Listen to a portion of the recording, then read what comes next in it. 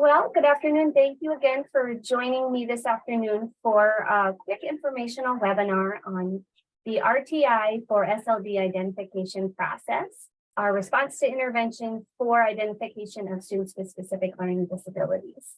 And I just want to preface this webinar by saying that there aren't any new regulations out related to this. We're not providing any new or different guidance. We just haven't had a lot of information out recently, and so we just want to make sure that all districts are aware that this is a possible tool and option for districts to use when looking at identifying students who have specific learning disabilities. So we'll get started by just doing a quick overview of what MTSS is and how RTI fits into that process. Depending on the state that you look at, they use MTSS and RTI and PBIS in different ways. In South Dakota, we use MTSS, the multi-tiered systems of support, as kind of that umbrella term that overarches both the RTI academic systems of support and the PBIS behavioral systems of support. So regardless of whether you're looking at the behavior side or the academic side of MTSS, there are a few components that need to be in place for that system to be effective. So it's good to have a good understanding of what each of those terms mean when we're looking at that multi-tiered system of supports. So when our system is multi-tiered, we have structures in place to provide instruction and intervention to students at varying levels of intensity based on their level of need. With tier one being that universal instruction that's provided to all students in that general education setting. Then students who are not at grade level or struggling with some of those skills, they would receive tier two targeted group interventions in addition to that core classroom instruction.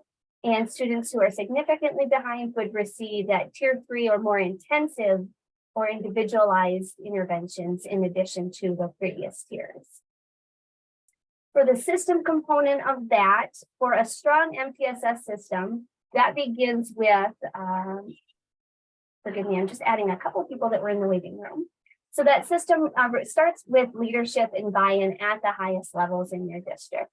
In order to have that strong system, your superintendent should be on board, your building principal should be on board, and there should be a system of buy-in from the top levels.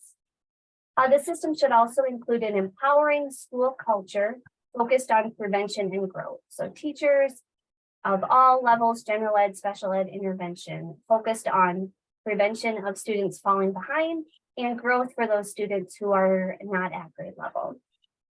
The system should also include ongoing professional learning for all staff. That includes general ed classroom teachers, title and intervention teachers, special education teachers, paraprofessionals, any school staff that are working with students should all have the same training so that they are speaking the same language and students are receiving that same level of support, regardless of which tier they are receiving instruction in at the time. And the last component of our MTSS takes a look at the supports piece.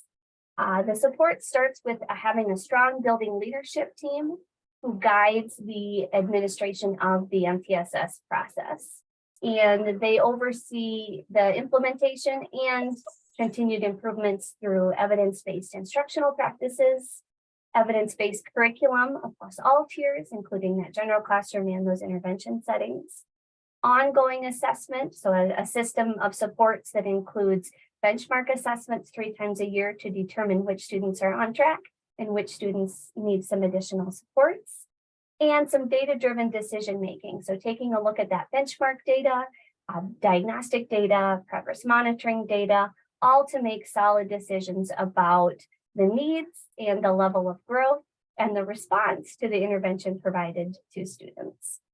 There also should be some fidelity implementation data that is collected as well, so that regardless of the tier we're looking at or the layer of the system we're looking at, we know that those pieces are being implemented as they were meant to be implemented. So when we take a look at using RTI for that SLD identification, this isn't something new. It's been around for quite a while. Back in 2007, it was adopted into the administrative rules. So we're going to take a look at what those administrative rules say, as that gives us guidance as far as what is required to use RTI to identify students who have specific learning disabilities.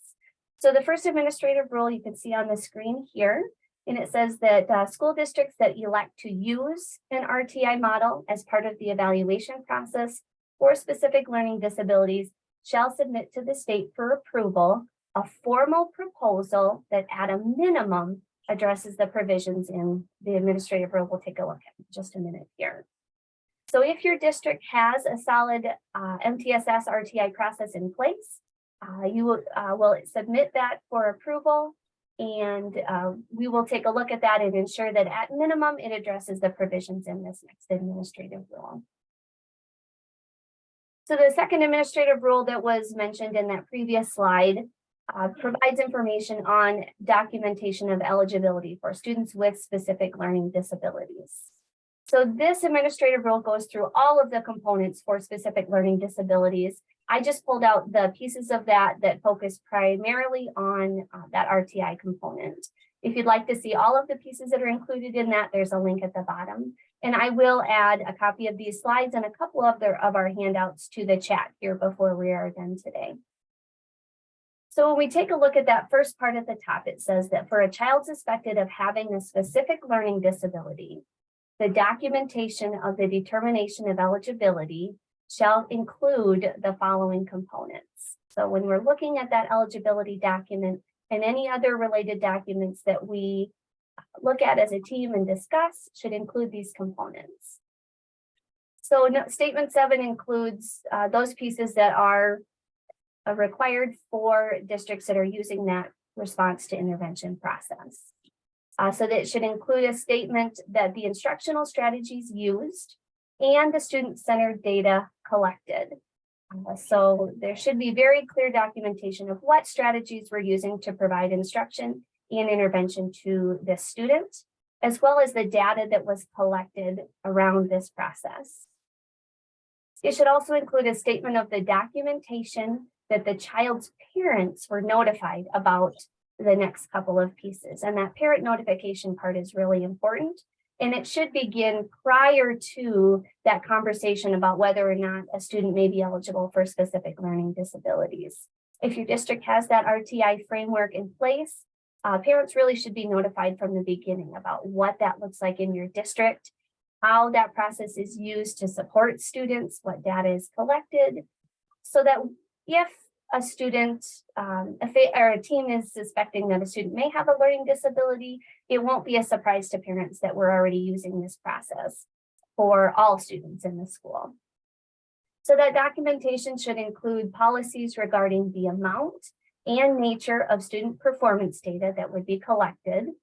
Also the general education services that would be provided. And that's an important statement to keep in mind. Those RTI supports at all tiers are considered general education services provided to all students. Documentation that the child's parents were notified about strategies for increasing the child's rate of learning and the parent's right to request an evaluation. So the whole purpose of response to intervention is to increase that child's rate of learning when they're not at that grade level. So for example, if we have a student, and to keep our math simple, first day of second grade, they are performing at where we would expect a student at the first day of first grade. So they are one grade level behind. So if we continue to provide instruction and intervention at the same level that we have been, and that student were to grow in one school year, then by the time they started that next school year, they would continue to be one grade level behind. And if we continue that through their entire educational career, they will continue to be one grade level behind. So the purpose of response to intervention is to increase that rate of learning. So instead of growing one grade level in one school year, we want them to grow more than one grade level. So over time, that increase in that rate of learning will ultimately end up with that student meeting those grade level expectations. And that third piece, the parent's right to request an evaluation. We never want the RTI process to prohibit a parent who has a concern from submitting that request for an evaluation. So if at any time during that RTI process, a parent comes to you as the school and says, I have some concerns, I really think that my child might have a disability, I'd like to refer them for an evaluation. At that time, then the same process would take place whether you have RTI in place or not, where the team meets, takes a look at the child's educational records, and based on the data that's collected and the grades and things like that, would determine whether or not it's time to move forward with that evaluation. We shouldn't respond with parents saying, well, we have to wait for X number of weeks before we can meet and have that conversation. The last part for this administrative rule is that item number 9 at the bottom.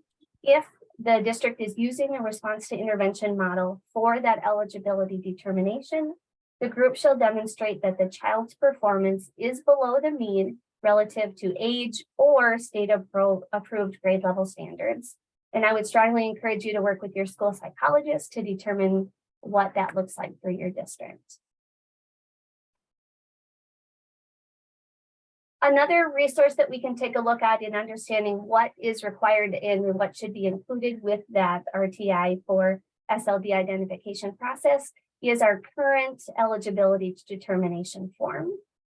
If you're familiar with the form, there's 2 sections on that one. The first is method A that looks at our current discrepancy model for identification of students. And then there are a second set of boxes on the right, which is method B, which takes a look at using that response to intervention process. So we're just going to walk through these boxes together to have a clear understanding of what that information is included in there. So the first box on the form just is a place for the district to document which method they're going to be using to determine eligibility for this student. So the team would just check which box that they're going to use. I left out the boxes that do not have information related to the RTI process. So you'll notice some of the numbers are not quite in order here. So we're going to jump down here to box number 4. And this one takes a look at the personnel. So the staff that are providing instruction and intervention to the student that we're having the conversation about. And so this is just a place for the team to document who the staff are that are providing that, whether they are certified in that area, and then which intervention supports they were providing to the student. This next box, number 6, takes a look at the data that the team collected through that intervention cycle. So as a team, you can opt to use the box that's provided and enter the dates and the scores. But most times, teams already have a really nice visual chart or graph or something that shows what data was collected and how that student is responding to the interventions provided. So this chart here in the bottom left is just an example of some data that might be collected on a student, with the purple lines going across being where that intervention was changed. So maybe at that time, the SAT or TAT team met and said, this student isn't responding to intervention as we're providing it. Maybe we need to make some changes to that intervention. Do we need to increase the amount of time that the student is receiving this intervention? Do we need to change the group size so that student has more opportunities for individual responses? Or do we need to take a look at the fidelity of the intervention? Are we providing this intervention as it was intended? So when the team meets and makes those changes, then that's documented on the chart. And then you can see that student's response to intervention over time. Box number 9 takes a look at the observation component. And one difference with the observation in the discrepancy model versus in that response to intervention model is when that observation takes place. So in the discrepancy model, the observation information is collected after that student has been referred for an evaluation. In the response to intervention model, that observation takes place before that student is referred for an evaluation. And the last box on the eligibility form is just another place for the team to document all of the information that goes into that RTI process that has been applied to this student. So again, if your team wants to use this box and document the information that way, that's great. If you have your own set of forms that includes all of this information as well, by all means use those also. It's just a place for teams to document how many weeks the student has received interventions, how many minutes of instruction or intervention that student has received, the strategies that the student has received and for how long, and then some of the scores and benchmark information that was collected over time.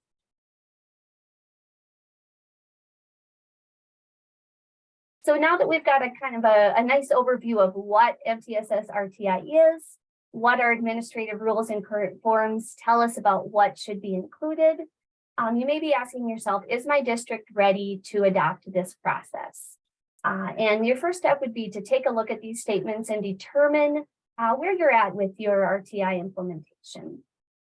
So first, you want to determine whether your district has a well-developed MTS RTI system in place that meets all of those components that we talked about earlier. You've got those structured set of tiers in place to provide instruction and intervention to students.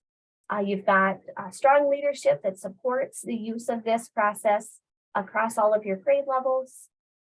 You've got some ongoing professional learning, so all staff are providing high quality instruction and intervention to students. And you've got some strong supports in place. You have a building leadership team that meets regularly, that oversees the implementation and improvement process for your evidence-based instruction, your curriculum, your assessments, and your data-driven decision-making. So if you have that in place, you'll want to take a look at number 2. Does your district have a document that clearly defines or describes your MTSS RTI system? And does that document include all of those necessary components that we looked at earlier in those administrative rules? If you're a district that's currently participating in the state MTSS RTI initiative, most likely you have a school-wide reading plan that includes most of this information, if not all of this information already. And I would really encourage you to work with your assigned coordinator and take a look if there's any pieces that need to be added or adjusted to meet the needs of the RTI for SLD identification guidelines. So let's say your district met those 2 pieces, you've got some great things in place. So now it's time to take a look at what you could submit as your plan to the State Office of Special Education. So who should be involved in taking a look at that document or developing that document? So here is not a required list, but a recommended list of people that should be involved in this process.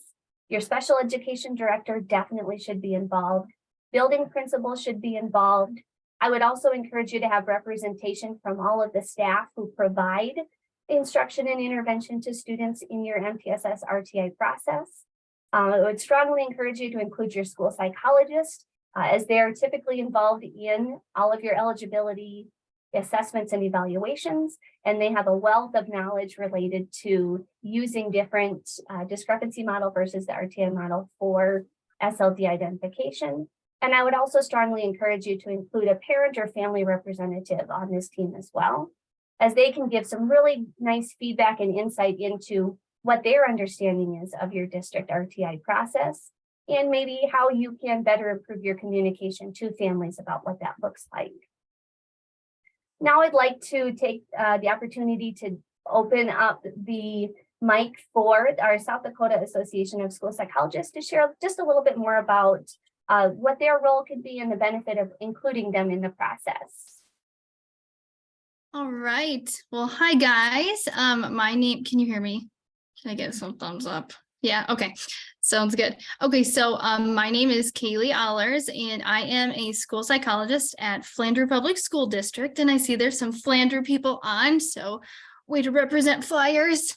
Also the current president of the South Dakota Association of School Psychs. So our organization is so grateful to be partnering with Brandy as our state invests more and more into the RTI process for both supporting struggling students who are not responding to that solid tier 1 intervention for reading, writing, and math, but then also as we move towards using this model, once it's well oiled, as the process to identify students with learning disabilities. And then why having your school psych be a member of that team is important.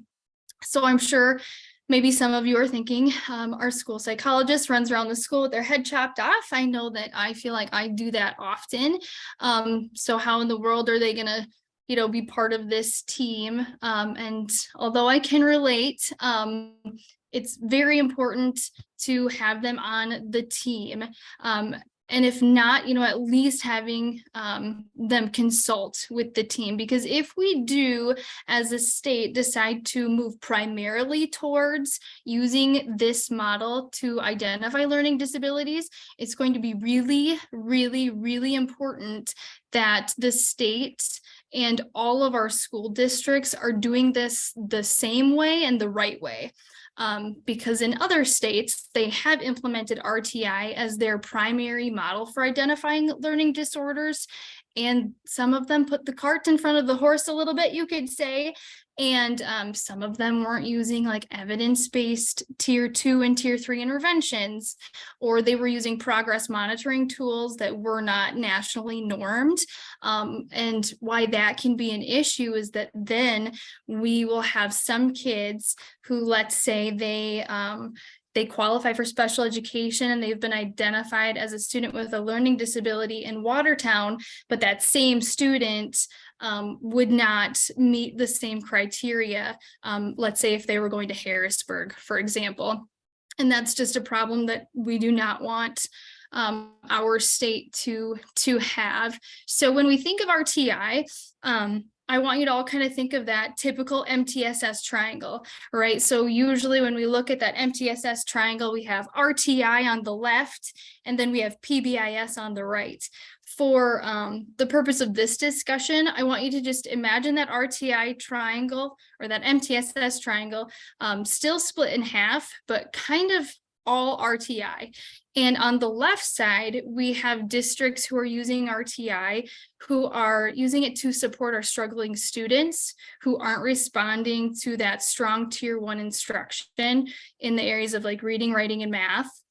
And then when we look at the right side, that's the part of the RTI triangle where districts are using that to identify learning disorders. And the reason why I say, at this point in time, think of it as split is because if your district wants to use it, more on that left side where we're supporting our struggling learners, you're going to have a little bit more district choice, in what to use in best practice, so to speak. So the district can choose like what tier 2 or what tier 3 intervention program that they want. I'm going to pick on Flandreau a little bit just because it's what I know right now, and I'm proud of our RTI team. So we have a reading curriculum, the Wonders program through McGraw-Hill, and that has a tier 2 component called tier 2. And then they also have a tier 3 component called WonderWorks. Flandreau then uses NWEA, like the MAPS assessment for the benchmarking to help identify what students might need that tier 2 or tier 3. They also use other things like teacher input and informal assessments, of course. And then 2, Wonders also provides a progress monitoring piece. So they have that progress monitoring tool right within there. Okay, so that is wonderful for that left side of the triangle, again, when we're supporting our struggling learners. However, now if Flandreau wanted to shift and use RTI to identify children with learning disabilities, that's a high stakes decision. And so we would be needing to use progress monitoring data and benchmarking data that's nationally norm referenced. So that's going to be kind of like your Ames web or your Dibbles. So we would need that to be uniform. And one example of this, when I was working in another district on the RTI team, we had a reading intervention that did have its own progress monitoring tool. And the reading interventionists were like, yay, we still want to use this tool. And we said, yeah, go ahead, of course. But we also need to do the 1-minute Ames web probe just for data collection purposes, make sure they're still making gains. And what we found and what was interesting was that some of the students were making really nice progress with the tool provided by the intervention itself, but they weren't making great gains on those nationally normed probes like the Ames web. So, that kind of changed how we were deciding what kids were going to receive that particular intervention. So just something to think about, and something to keep in mind, that sometimes those curriculums and intervention programs will provide you the measuring tool, but it might be for a reason. So, if your school psychologist does tell you like, hey, helping out with RTI just isn't something that's like doable right now, I would highly suggest reaching out to the state. Brandy, I assume they still have those grant programs available. The state has some awesome RTI coaches to help schools and districts get that solid RTI program going. And so highly, highly recommend that. But if your district does want to move to RTI as your primary mode of identifying learning disorders, you need to tell your school psych they don't really have a choice. They gotta be on the team.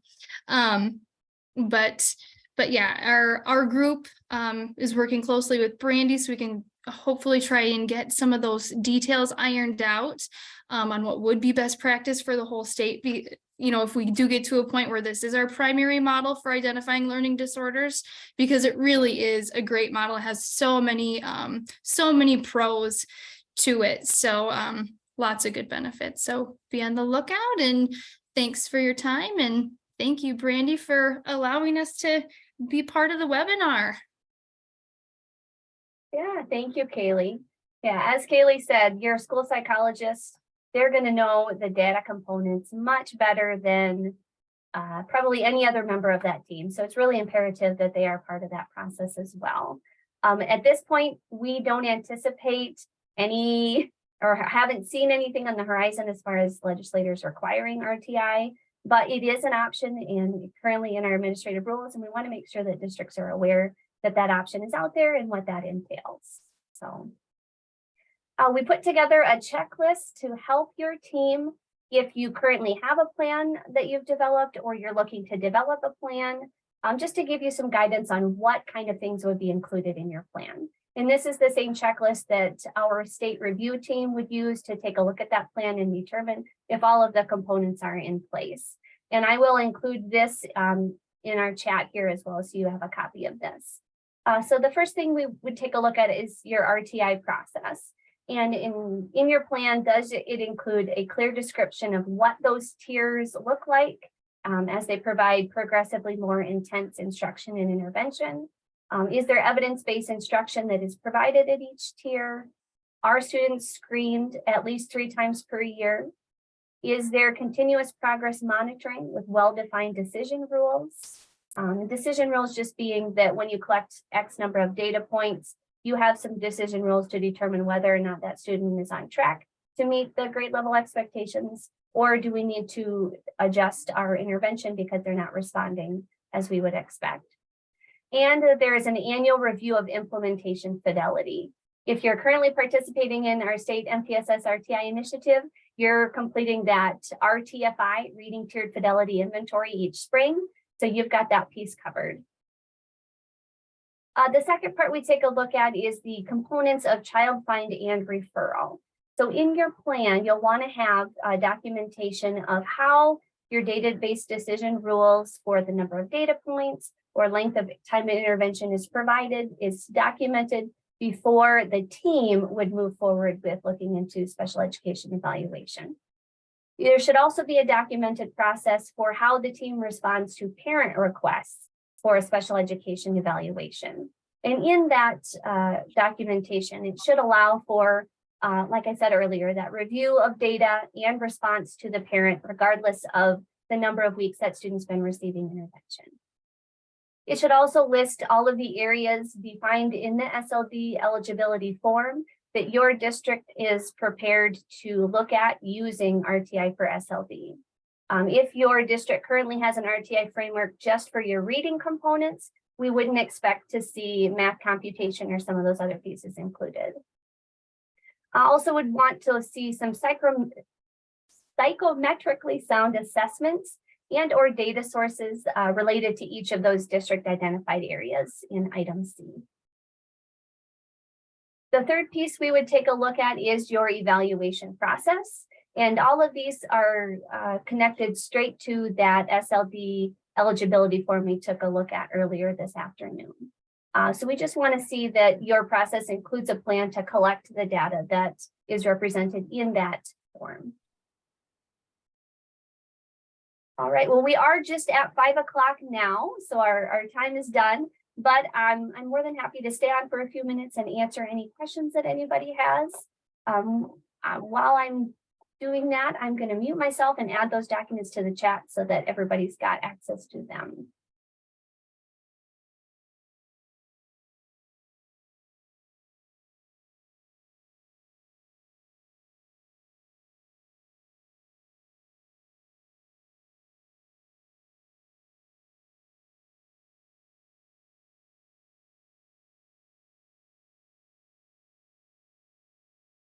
So in the chat, you will see the checklist that we talked about with those different components that we would look for in your RTI for SLD identification plan. There's a copy of the slides from today, and there's also a copy of a document that the South Dakota Association for School Psychologists shared with some more information about including your school psychologist in that RTI for SLD identification process. Can I jump in and ask a question? Yeah, definitely. I already asked it once, but I was on mute. Okay, so my first question would be, so did you say earlier that you have someone at the State Department that can come in and review our RTI documents that we currently have and kind of give us an idea of where we're at in terms of implementation? Did I get that correct? That would be my first question. And then my second one is, I think we meet a lot of those requirements for reading and math, but we don't have anything in place for writing. And I'm just kind of curious if anyone else here in the room, if your districts are using something for that written expression piece, and if you could share what you're using. So for your first question, if your district is currently participating in the state MTSS RTI initiative, they've been assigned a coordinator, and that person is a perfect one to help you go through that document and take a look at those components. If you are currently not part of our state MTSS RTI initiative, we don't have additional people to support that, unfortunately.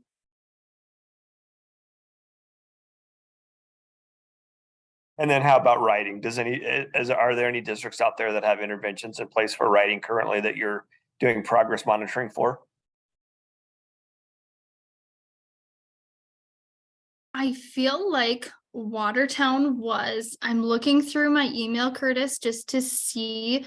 Ruth Fodness had put together some of the good evidence-based writing interventions. And then I know that Ames Web would have that writing probe to measure progress. So we could implement that as well. But let me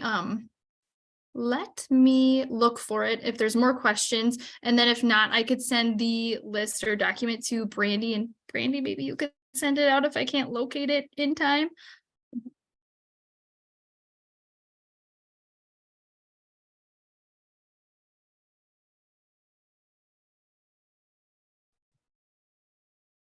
Thank you. Any other questions? Those were great questions. Yes, those were great questions, Curtis, and it made me think of a question to ask. So is it possible that a district could use RTI for reading and math, but then also use the discrepancy model for other SLD categories? And if so, how do we document that on the eligibility doc? Yep. So Shelley, yep, your district could use different processes for different qualifying areas. And when you look at that eligibility form, there's that box too, where you choose which method that you're going to use for that student. So you just check the box that you are taking a look at.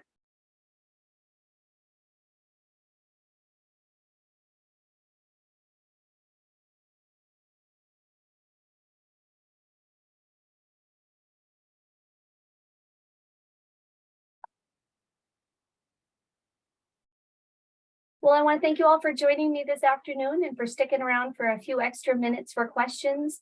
If as you're reviewing these documents and you come across additional questions, Or if you're like me and you're more of a crockpot thinker and it takes you some time to kind of mull over things and come up with questions, by all means, feel free to send me an email or give me a call. I've got my contact information on the screen there, and I'm more than happy to visit with you more about this.